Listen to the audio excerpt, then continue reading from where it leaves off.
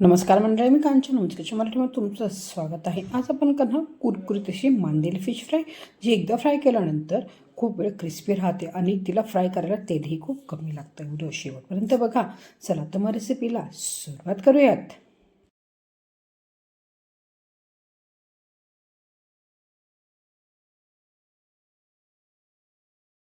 इथे घेतली आहे मांदेली, स्वच्छ अशी धुवून घ्यायची आहे.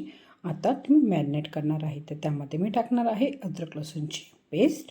ती थोडी जास्त टाकणार आहे, त्याने आपली फिश छान टेस्टी होतात. त्याबरोबर टाकणार आहे हळद, लाल मिरची पावडर, गरम मसाला, चवीनुसार मीठ, धना जिरा पावडर,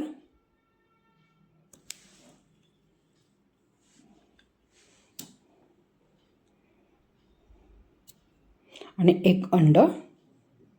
आणि हे व्यवस्थित आपण आता हाताने एकजीव करून घेणार आहोत.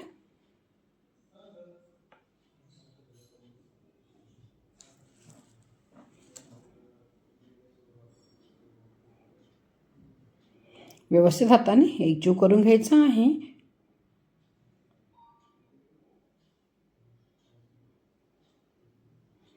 आणि हे मॅरिनेट होण्यासाठी एक 10 आता ह्यामध्ये मी टाकणार आहे एक अर्धी वाटी तांदळाचं पीठ.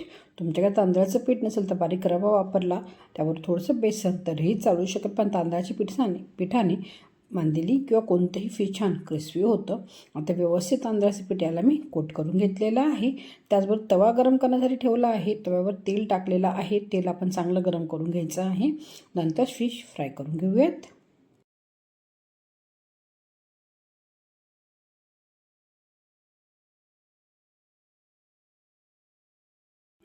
तव्यावर छान तेल गरम झालं का त्यावर ठेवणार आहे आपले फिश.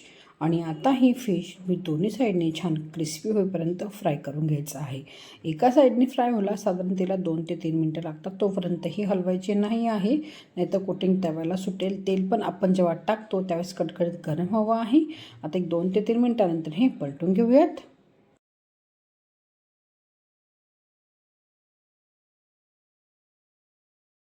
तर एका साईडने फिश चांगली फ्राय झाले की ही पलटून घेऊयात. आता मांदेली आहे, तिला फ्राय व्हायला फारसा वेळ लागत नाही. दुसऱ्या साईडने आपण 2 ते 3 मिनटं छान ही क्रिस्पी होईपर्यंत फ्राय करून घ्यायची आहे. स्लो टू मीडियम फ्लेमवरच करायची आहे, म्हणजे मांदेली छान क्रिस्पी होते.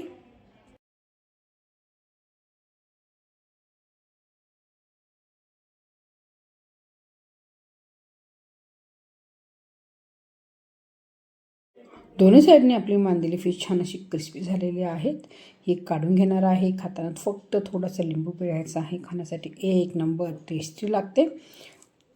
अशाच प्रकारे बाकीची मांदेली पण मी फ्राय करून घेते.